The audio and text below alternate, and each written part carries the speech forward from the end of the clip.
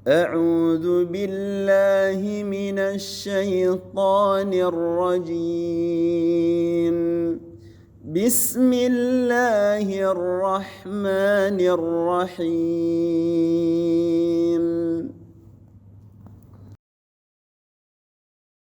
Bismillahirrahmanirrahim. Assalamualaikum warahmatullahi wabarakatuh. Alhamdulillah, nahmaduhu wa nasta'inuhu wa nastaghfiruh wa nastahdihi wa na'udzu bihi min shururi anfusina wa min sayyiati a'malina. May yahdihillahu fala mudilla lahu wa may yudlil fala hadiya lahu. Asyhadu an la ilaha illallah wahdahu la syarika lahu wa asyhadu anna Muhammadan abduhu wa rasuluh. Allahumma salli wa sallim alaihi wa ala alihi wa sahbihi wa man kana ala nahjihi ila yaumiddin, amma ba'du. Ya, jemaah yang dirahmati oleh Allah Subhanahu wa taala, segala puji hanya milik Allah Subhanahu wa taala. Salat dan salam semoga Allah Azza wa Jalla senantiasa curahkan kepada Nabi tercinta kita, Nabi Muhammad sallallahu alaihi wasallam, serta seluruh sahabat dan mengikutnya, amin ya rabbal alamin.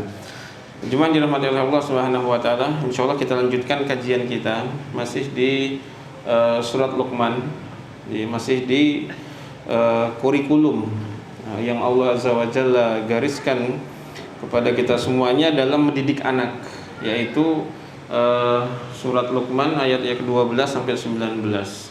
Di situ tersirat kurikulum apa saja yang Allah Azza wa Jalla ingin tanamkan kepada seorang anak melalui bapaknya, yang mana itu semua adalah tanggung jawab murni bapaknya. Tanggung jawab seorang bapak itu tanggung jawab kita semuanya. Nah, kita sudah selesai, kalau nggak salah tuh di ayat 17 selesai itu. Dan kita sekarang masuk ke ayat ayat 17 sudah selesai belum ya? Sudah ya. Kita masuk ke ayat yang ke-18 dan juga 19 ya. Dan ini insyaallah berarti ini pertemuan terakhir kemungkinan. Oke. Kita bacakan dulu ayatnya dan semoga Allah Azza wa Jalla rahmati kita dengan mendengarkannya. Allah Azza wa Jalla berfirman, a'udzubillahi minasyaitonirrajim. Wala tusa'ir khaddaka lin-nasi wala tamshi fil ardi maraha. Innallaha la yuhibbu kulla mukhtalin fakhur. Waqsid fi mashyika waghdud min sawtik. Inna ankaral aswati la sawtul hamir. Allah Azza wa Jalla berfirman, wala tusa'ir khaddaka linnas. Kita terjemahkan secara ringkas dulu. Wala tusa'ir khaddaka linnas, jangan engkau palingkan pipimu dari manusia. Wala tamshi fil ardi maraha, dan jangan berjalan di muka bumi dengan angkuh. Innallaha la yuhibbu kulla mukhtalin fakhur, karena sesungguhnya Allah Subhanahu wa taala itu benci kepada orang yang sombong dan juga membanggakan diri. Waqsid fi mashyika, dan sederhanakanlah dirimu dalam berjalan, ketika berjalan. Waqdud min sautik, dan lunakkanlah suaramu ketika berbicara. Inna ankaral aswati la sautul hamir, karena sesungguhnya seburuk-buruknya suara itu, semunkar-munkarnya suara itu adalah suara keledai. Jadi jemaah dirahmati oleh Allah Subhanahu wa taala, ini masih masuk dalam rangkaian dari ayat sebelumnya, yaitu ketika Luqman berkata, ya bunayya, aqimis sholata, tegakkanlah sholat. Wa'mur bil ma'ruf, dan ajaklah teman-temanmu untuk kebaikan. Wanha 'anil munkar, dan cegahlah mereka dari keburukan. Wasbir 'ala ma asabak, bersabarlah atas apa yang menimpamu. Inna dzalika min azmil umur, itu adalah urusan yang serius. Kemudian dilanjutkan, setelah Allah Azza wa Jalla di ayat yang sebelumnya ini itu menjelaskan tentang bagaimana cara memperbaiki hubungan seseorang dengan Allah Azza wa Jalla, yaitu dengan apa? Dengan menunaikan haknya. Haknya Allah Azza wa Jalla adalah untuk ditaati, diantaranya adalah apa? Adalah sholat.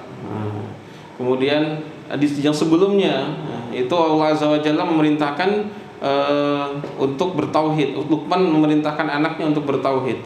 Itu adalah jalan untuk menjalin hubungan baik dengan Allah Azza wa Jalla.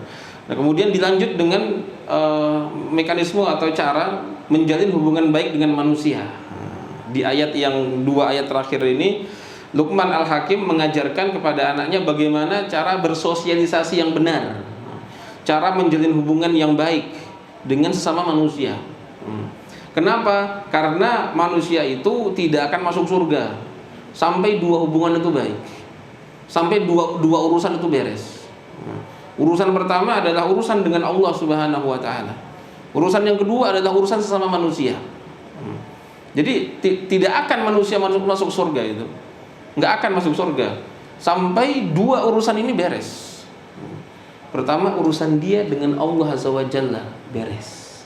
Bagaimana Ustaz? Bagaimana cara membereskan hubungan dengan Allah Azza wa Jalla, Ustaz? Caranya dengan menunaikan hak-haknya Allah Azza wa Jalla.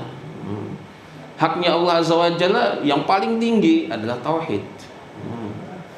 Dilanjutkan dengan sholat dan dengan faraid Islam dan sebagainya. Itu menunaikan hak-haknya Allah Azza wa Jalla. Ketika hak-hak Allah Azza wa Jalla ditunaikan, maka sejatinya dia telah memperbaiki hubungan dia dengan Allah Azza wa Jalla. Sudah beres? Belum, masih ada satu hubungan lagi yang perlu dibereskan, dan tidak akan dia masuk surga sampai beres urusan ini. Apa itu? Hubungan dengan sesama manusia harus beres. Bagaimana hubungan manusia sesama manusia itu bisa beres, Ustaz? Dengan cara menunaikan hak-haknya mereka. Ada orang tua punya hak untuk kita hormati, untuk kita taati, untuk kita berbakti kepadanya. Anak juga punya hak untuk kita nafkahi, kita didik, kita. Tetangga juga punya hak. Saudara kita punya hak. Kerabat dekat, kerabat jauh, semuanya punya hak.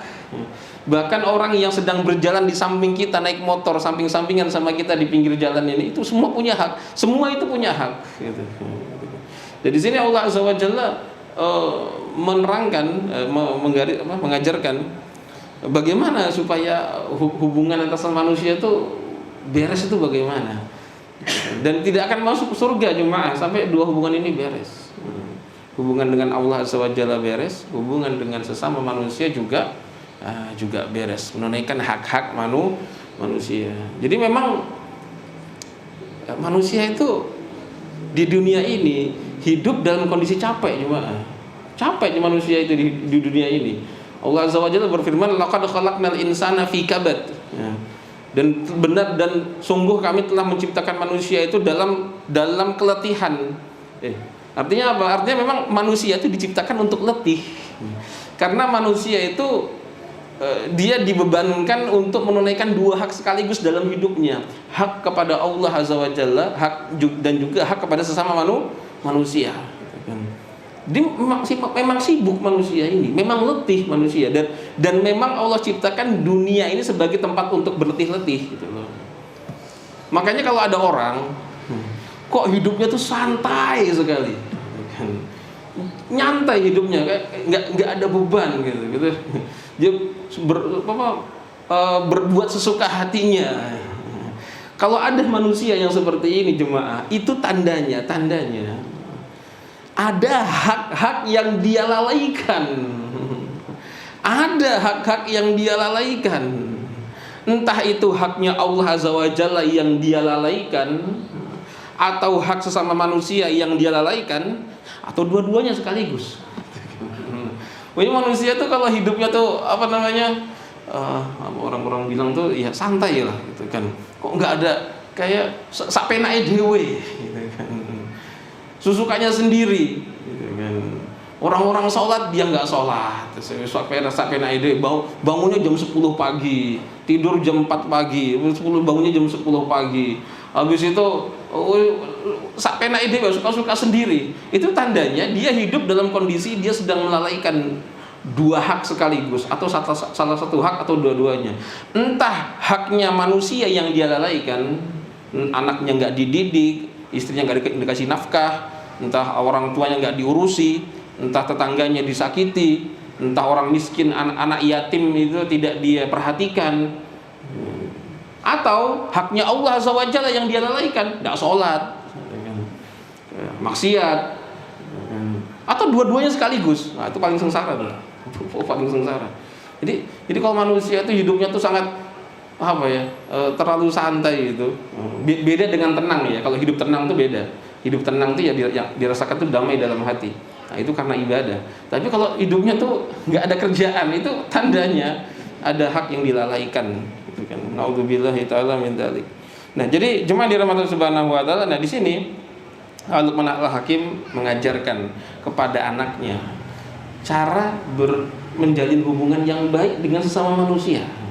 Dan ini adalah tugas seorang bapak kepada anaknya untuk mendidik anaknya dengan hal ini. Apa itu? Nah, Luqman Al-Hakim itu memulai wasiat yang bagian ini dengan mengatakan, wala tusair khaddaka linnas, wala tusair, janganlah kamu memalingkan khaddaka, pipimu, linnas, jadi dari kepada manusia. Jadi jemaah dirahmati Subhanahu wa taala, itu kata tusair itu dari kata so'ar, sod ain ro, so'ar. So'ar itu aslinya adalah sebuah penyakit yang menimpa onta.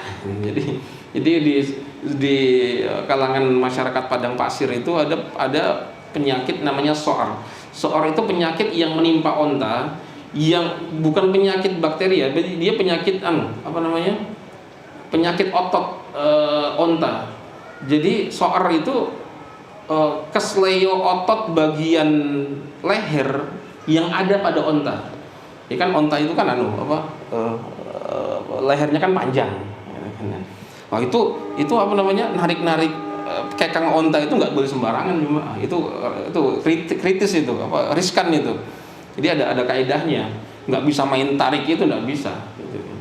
Jadi, nah itu kan karena onta itu lehernya panjang, nah itu lehernya tuh rawan gitu. Kalau nggak ditreatment, nggak diperhatikan baik-baik, dia punya di antara penyakit yang menimpa otot pahanya adalah penyakit so'ar. So'ar itu adalah kaku di bagian otot leher yang membuat kepalanya itu berpaling gini. Nah, jadi harusnya dia tuh kepalanya itu menghadap ke sana, karena ada sakit urat leher tadi, jadinya begini. Nah, itu kalau versi manusia kan salah bantal gitu kan, atau tengeng atau apa gitu.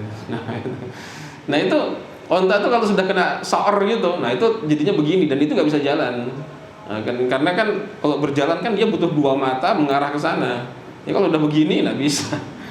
Nah, maka di sini Allah Azza wa Jalla menggunakan diksi ini, memilih diksi ini untuk menjelaskan orang yang tidak mau memandang orang lain karena sombong. Wala tusair, jangan, seolah-olah mengatakan jangan kamu seperti onta yang kena penyakitan, sehingga tidak mau memandang wajah manusia lain gitu. Jadi itu secara harfiah ya, so'ar. Nah, di sini wala tusair khaddaka linnas, janganlah kamu memalingkan pipimu dari manusia.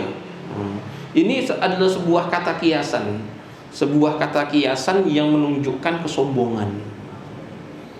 Jadi hal yang pertama yang harus dihilangkan dari diri seorang anak adalah apa? Adalah sifat sombong. Sifat sombong. Di sini Luqman Al-Hakim mengatakan, la tusair khaddaka linnas, jangan kamu berbuat sombong di hadapan manusia sampai-sampai memalingkan wajahmu dari mereka.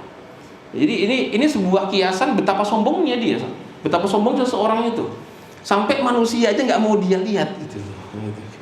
Sampai manusia saja tuh diperlakukan seperti hewan yang menjijikkan, yang tidak mau dilihat. Nauzubillahi min dzalik. Itu adalah puncak dari kesombongan hati. Dan Nabi SAW bersabda, la yadkhulul jannata man kana fi qalbihi misqala dzarratin minal kibr. La yadkhulul jannata, tidak akan masuk surga.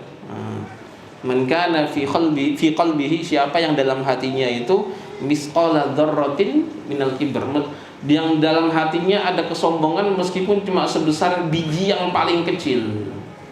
terjemahan Indonesia biji sawi. Padahal orang Arab nggak makan sawi. Padahal di Saudi nggak ada sawi gitu. Tapi ya terjemahan Indonesia. Maksudnya biji yang paling kecil. Nggak akan masuk surga. Ada kesombongan dalam diri sendiri. Itu tidak akan haram surga bagi dia, itu haram. Jadi yang perlu dihilangkan dari dari anak kita adalah apa? Adalah perasaan sombong.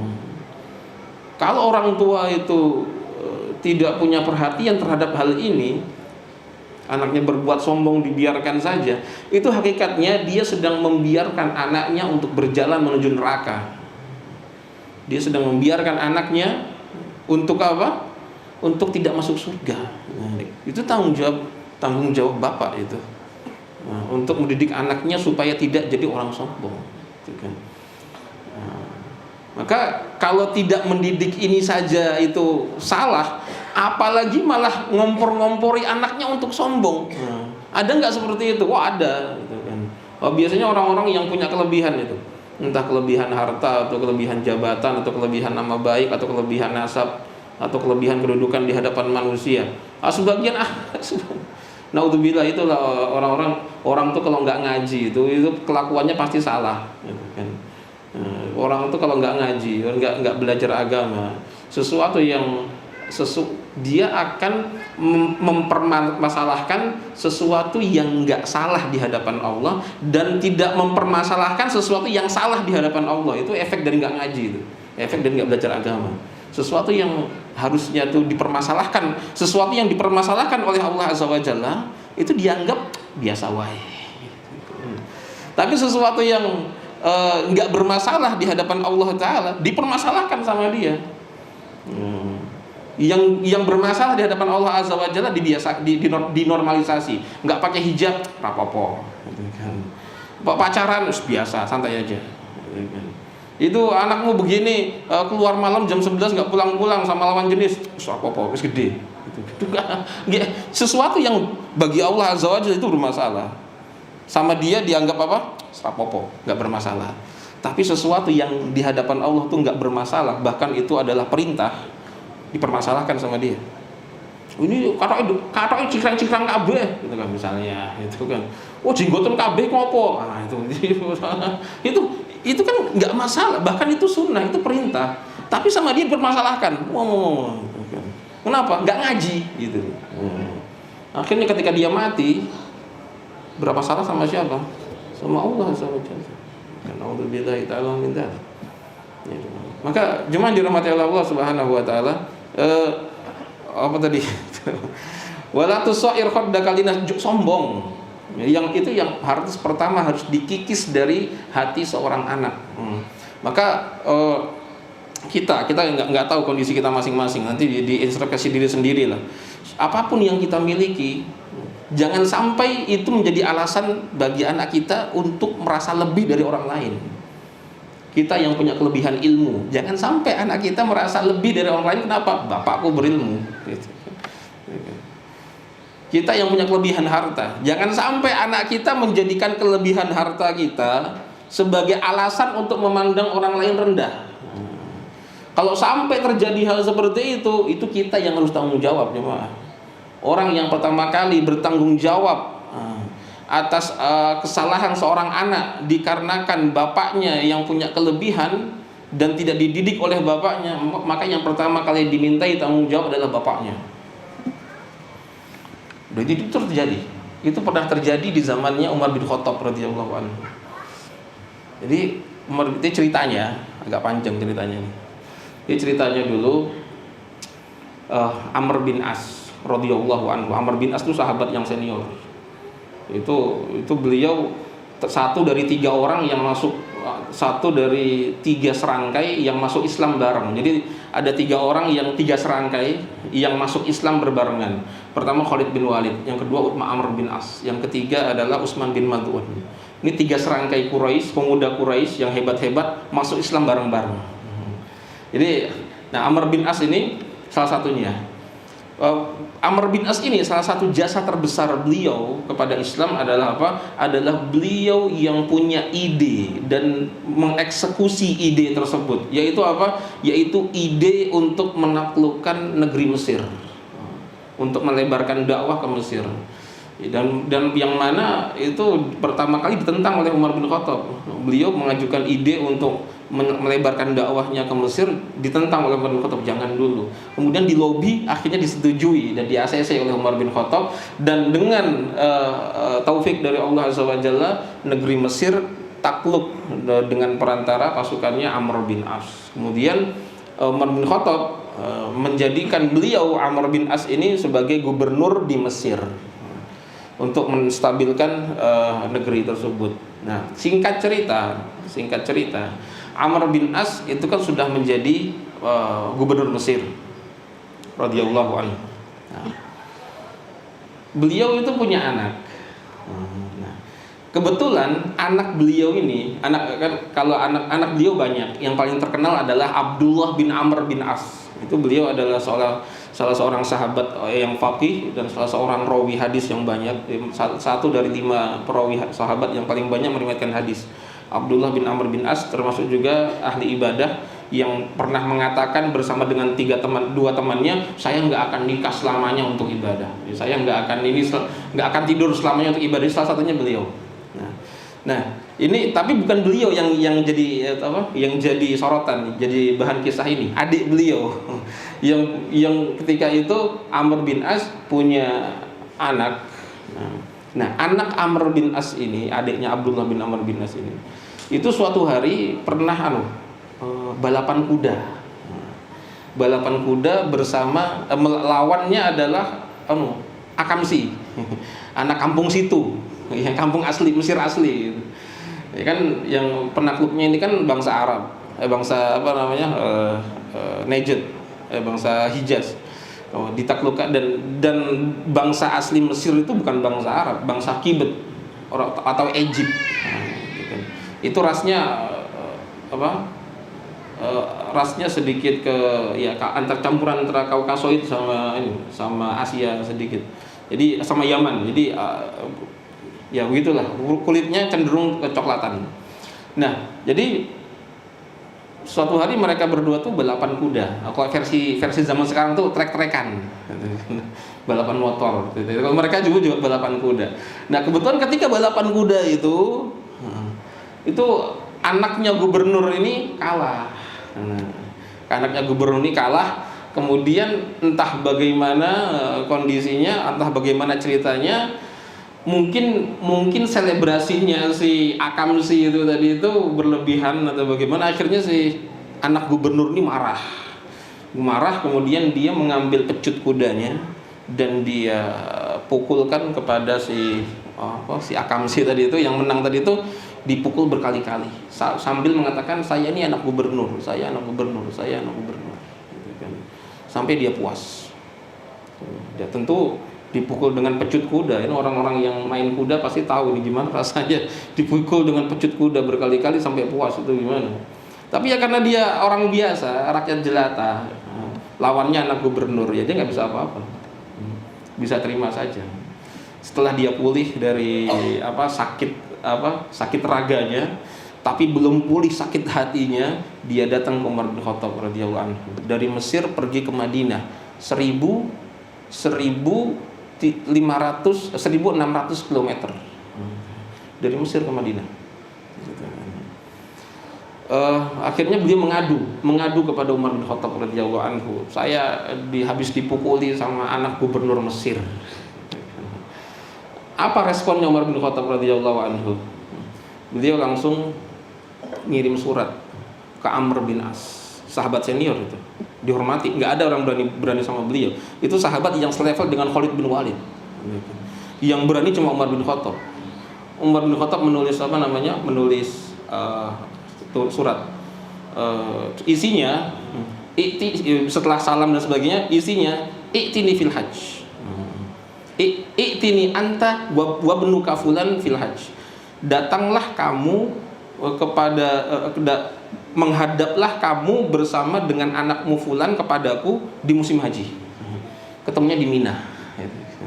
Jadi kan Umar bin Khattab bisa saja memanggil Amr bin As untuk ke Madinah, karena jarak dari Mesir ke Madinah itu dekat, lebih dekat dibandingkan dengan jarak dari Mesir ke Mekah.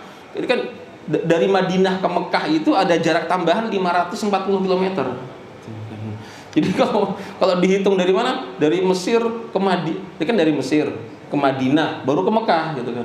Kalau mau sekedar manggil kan panggil saja ke Madinah, lebih dekat.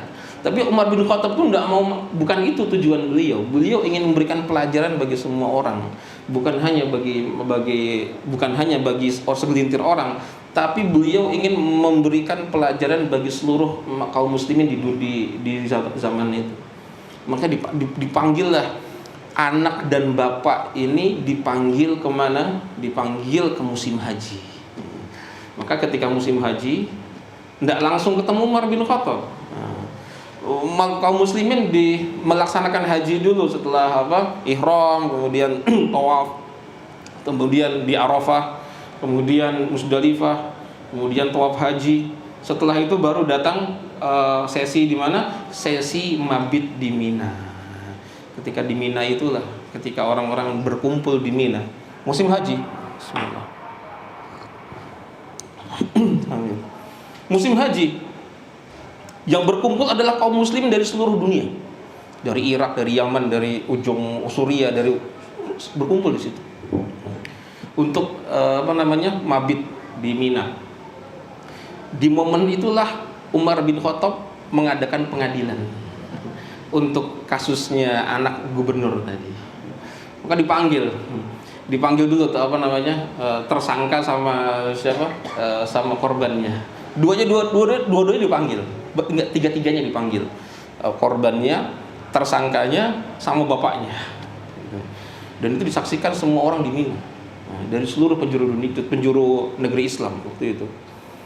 Dan Umar bin Khattab itu tidak lama, kalau sidang orang tuh nggak lama. Kenapa? Karena Umar bin Khattab itu punya haibah, punya wibawa.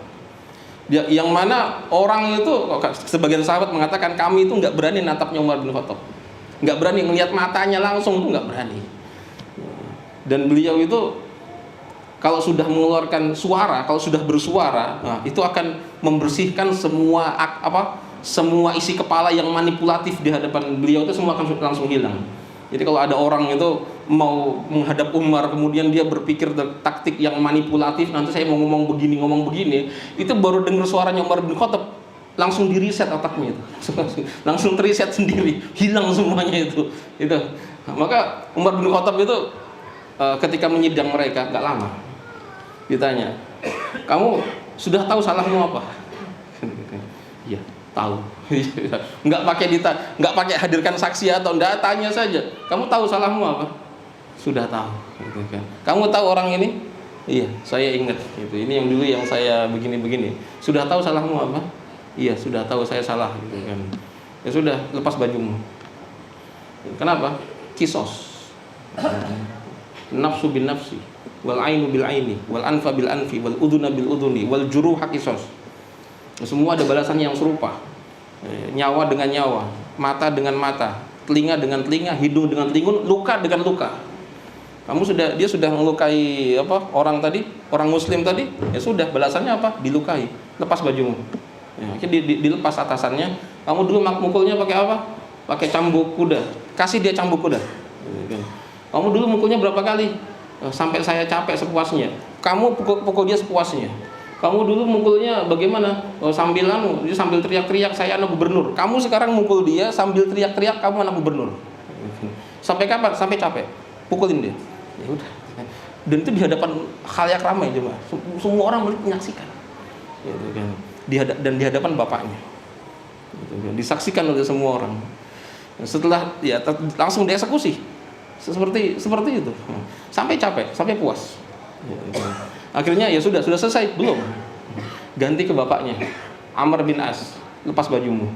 Kaget, loh, apa salah saya? Ya salah kan, ini anak saya yang salah, kenapa saya ikut-ikutan? Enggak.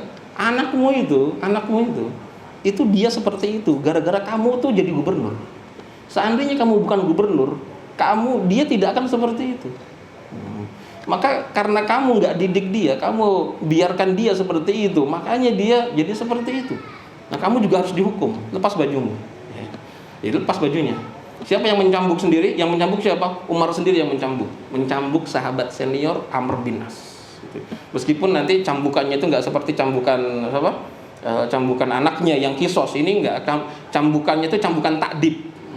Cambukan untuk apa namanya? Memberikan pelajaran. Dan itu mungkin cuma 2-3 kali. Nggak sama. Kalau kisos kan tadi kan sampai sepuasnya.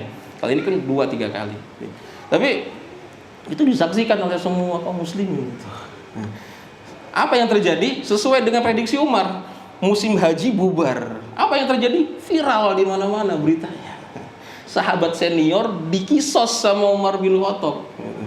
Itu pejabat level tinggi, itu eselon 1 gitu. Eselon berapa tuh? Itu enggak ada. Itu sahabat selevel dengan Khalid bin Walid. Dikisos sama Umar, dihukum sama Umar. Semenjak saat itu semua orang menjadikan nama Umar itu sebagai password untuk memperoleh keadilan. Jadi kalau ada apa yang macam-macam, pejabat daerah yang macam-macam, langsung keluarkan passwordnya. Saya akan lapor ke Umar. Itu langsung gemeter semua. Pejabat daerah langsung gemeter. Ojo, jangan. Jadi itu nama Umar itu menjadi password untuk memperoleh keadilan di zaman itu. Oke, kita kembali tadi. Oke, jadi apa? Jadi jemaah yang dirahmati Allah Subhanahu wa taala, jangan sampai kita diberikan kelebihan itu dijadikan alasan bagi oleh anak kita untuk menganggap orang lain lebih rendah daripada dia. Itu luar biasa. Itu kalau kita biarkan seperti itu, maka kita hakikatnya sedang membiarkan dia untuk berjalan menuju neraka. Kenapa? Karena Nabi SAW bersabda, la yadkhulul jannata man kana fi qalbihi misqala habatin misqala dzarratin minal kibr. Enggak akan masuk surga orang yang dalam hatinya itu ada kesombongan meskipun cuma sekedar biji yang kecil. Ya. Lanjutan ayatnya. Wala tusair khaddaka linnasi wala tamshi fil ardi maraha. Jangan kamu palingkan pipimu dari manusia, dan jangan kamu itu tamshi berjalan fil ardi di bumi marahan dalam kondisi angkuh. Jadi kalau yang tadi itu, yang ayat pertama tadi itu keangkuhan dalam hati. Kalau yang sekarang ini tamshi fil ardi marahan, berjalan di muka bumi dengan meninggikan, itu adalah pelampiasan rasa sombong melalui anggota badan. Dan bentuknya macam-macam. Kata tamshi fil ardi marahan, berjalan di muka bumi, kata sebagian ulama, yang dimaksud berjalan di muka bumi ini artinya adalah melakukan semua aktivitas, bukan hanya berjalan. Entah dia nyuci piring, entah dia itu naik mobil, entah dia apa. Kenapa? Karena aktivitas manusia itu membutuhkan jalan. Jadi aktivitas manusia ini diwakili dengan kalimat jalan. Wala tamshi fil ardi maraha, secara tekstual artinya jangan kamu berjalan di muka bumi dengan menyombongkan diri. Tapi secara makna adalah apa? Jangan kamu berperilaku di muka bumi dalam kondisi sombong. Jadi jemaah yang dirahmati Allah Subhanahu wa taala, jadi kesombongan itu apapun bentuknya, dalam baik itu yang tersimpan di dalam hati atau yang dilampiaskan dalam anggota diri, itu harus dihapuskan dari diri kita dan juga dari diri anak-anak kita. Pokoknya tidak boleh sombong. Karena sombong inilah awal dari kehancuran pondasi bermasyarakat. Sombong inilah yang awal dari keruntuhan kerukunan sesama manusia. Itu adalah apa? Adalah sifat sombong. Nanti dari sombong inilah muncul ketidakadilan. Muncul ketidakadilan itu nanti dari sombong inilah muncul korupsi. Kenapa? Ngelihat orang punya barang bagus, saya tidak bisa punya barang bagus. Akhirnya pengen cari jalan yang remeng-remeng. Cari jalan yang remeng-remeng. Nggak puas juga yang remeng-remeng, cari jalan yang sesat sekalian untuk cari duit. Nah, itu gara-gara apa? Sombong. Sombong itu yang awal dari kehancuran pondasi bermasyarakat. Sombong inilah nanti yang akan membuat ketidakadilan. Ketika orang yang sombong punya masalah, dia akan cari cara menghalalkan segala cara untuk menjaga kesombongannya. Maka itu yang perlu dihabisi, diruntuhkan dari diri kita, termasuk dari anak-anak kita, dan itu tanggung jawab kita.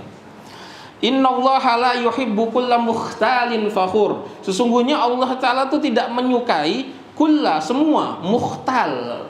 Mukhtal itu apa jemaah? Mukhtal itu dari kata khayalan. Mukhtal ini maksudnya adalah sombong juga. Kenapa kok sombong di sini diambil dari kata khayal, mukhtal? Karena orang yang sombong itu hakikatnya dia sedang berkhayal kalau dirinya itu lebih tinggi daripada orang lain, padahal hakikatnya nggak seperti itu. Hakikatnya dia tuh ya sama orang lain itu sama, nggak ada bedanya. Ada orang punya harta lebih gitu. Dia merasa lebih tinggi daripada orang lain. Itu khayalan, itu ilusi gitu. Kenapa? Karena manusia itu ketika dia itu punya harta, itu sebenarnya harta yang ada pada dia itu statusnya itu cuma titipan, bukan kepemilikan. Buktinya apa? Buktinya kalau kau mati nggak kau bawa itu hartamu itu. Semua kan cuma ditempelin oleh Allah Azza wa Jalla. Ada orang yang ditempelin harta, ada yang ditempelin rupa yang bagus, yang ganteng, yang cantik, ada yang ditempelin ada yang ditempelin ilmu, ada yang macam-macam. Tempelan Allah kepada manusia itu titipannya tuh banyak macam-macam gitu kan. Dan itu semua statusnya tuh pinjaman, bukan kepemilikan. Maka alangkah nistanya orang yang dititipi, yang dipinjami, kemudian dia menyombongkan diri, itu kan nista. Itu makanya Allah Azza wa Jalla menjelaskan yang kesombongan itu dengan kata mukhtal. Kenapa? Karena itu cuma ilusi. Ilusi kalau dia tuh tinggi, padahal nggak tinggi, wis podo wae gitu. Sama aja sama orang yang lainnya gitu. Nggak ada bedanya. Semua di mata Allah Azza wa Jalla itu sama-sama hina. Semua di hadapan Allah Azza wa Jalla itu sama semuanya, sama-sama hina. Yang membedakan cuma satu, apa itu? Takwanya mereka gitu. Innallaha la yuhibbu kulla mukhtalin fakhur. Allah tuh tidak suka semua orang yang sombong dalam bentuk perbuatan, fakhur sombong dalam bentuk omongan. Jadi sombong itu dilampiaskan bisa dalam bentuk perbuatan, namanya mukhtal, bisa dilampiaskan dalam bentuk omongan, namanya fakhur, al-fakhr. Kemudian Allah Azza wa Jalla, Luqman Al-Hakim menasihatkan yang terakhir, waqsid fi masyika, sederhanakanlah jalanmu, waqdud min sautik, dan juga turunkanlah intonasi suaramu. Nah, jadi di sini Luqman Al-Hakim setelah mendidik anaknya untuk membersihkan hatinya dari sifat sombong, beliau mendidik anaknya untuk mentatar perilakunya. Dan perilaku yang paling dominan dari manusia adalah apa? Adalah jalannya dia dan juga suaranya dia. Jadi sekali lagi kalimat masyu di situ, kalimat masyu itu adalah sebuah apa? Adalah sebuah ungkapan untuk menjelaskan semua aktivitas manusia. Jadi di sini Luqman Al-Hakim itu mengajarkan kepada anaknya untuk sederhana dalam segala hal. Sederhana dalam berperilaku, sederhana dalam berjalan, dalam duduk, berdiri, dalam ketika dia bermain, ketika dia bermuamalah, jual beli, itu diperintahkan untuk sederhana, tidak berlebihan. Karena sederhana dalam segala hal itu adalah pondasi utama hidup bahagia, cuma sederhana dalam segala hal itu pondasi kebahagiaan. Sederhana itu apa, Ustaz? Sederhana itu adalah menikmati apa yang ada tanpa mencari yang nggak ada, gitu. Sederhana, pokoknya jangan berlebihan apapun itu, karena tidak berlebihan itu yang akan menjadi sebab kebahagiaan. Waqdud min sautik, dan rendahkan intonasi suaramu, karena orang tuh nggak suka dengan intonasi yang tinggi. Makanya kalau anak kita teriak-teriak, terbiasa teriak-teriak, terbiasa suara tinggi, jangan dibiarkan. Jangan mengatakan kayak jek cilik SBN. Salah itu. Perilakunya dan suaranya harus ditatar. Nah, sejak kapan? Sejak tamyiz. Sekali lagi kita kita ulangi, ini Luqman Al-Hakim ini menatar anaknya ketika kapan? Ketika tamyiz. Tamyiz itu apa? Ketika seorang anak itu sudah mengerti mana baik, mana buruk. Karena fase perkembangan anak kan 3. Kita sudah sebut jelas pada pertemuan yang lalu. Pertama adalah tufulah, masa kecil, itu 0 sampai 7. Kemudian masa tamyiz 7 sampai dia baligh 15 16. Kemudian balik sampai dia menikah. Nah, itu adalah fase pertumbuhan anak. Nah, ini ajaran Luqman tadi disampaikan ketika apa? Ketika tamyiz. Ketika anak itu sudah bisa membedakan mana yang baik, mana yang buruk. Kalau sebelum tamyiz itu tidak boleh, anak itu diperintahkan dengan perintah syariat, itu tidak boleh, zalim itu. Kenapa? Karena ya perintah syariat itu kan hanya bagi orang-orang yang berakal, yang sempurna akalnya. Sedangkan anak 7 sampai 0 di bawah 7 tahun itu kan belum sempurna akalnya. Makanya namanya bocah. Bocah kan kalau bahasa orang Jawa bilang kan bodone rong pecah gitu. Jadi tidak bisa dibebankan syariat. Yang bisa adalah apa? Diperkenalkan kepada syariat. Inna ankarul aswati la sautul hamir, sesungguhnya suara yang paling jelek itu adalah suara keledai. Allah Azza wa Jalla di sini menggambarkan orang yang suaranya tinggi, teriak-teriak, itu suara teriak-teriak yang enggak membuat nyaman, itu seperti suara keledai yang tidak membuat nyaman. Wallahu taala a'lam bishawab. Semoga Allah Azza wa Jalla jadikan anak-anak kita anak yang soleh dan soleha. Semoga Allah Azza wa Jalla mudahkan kita untuk didik anak-anak kita dan mudahkan kita untuk masuk surga sekeluarga bersama dengan semua anggota keluarga kita, bertemu dengan Nabi Muhammad sallallahu alaihi wasallam. Amin ya rabbal alamin. Sallallahu ala nabiyina Muhammadin wa ala alihi wa sahbihi wasallam. Subhanakallahumma rabbana wa bihamdika asyhadu an la ilaha illa anta astaghfiruka wa atubu ilaika. Assalamualaikum warahmatullahi wabarakatuh.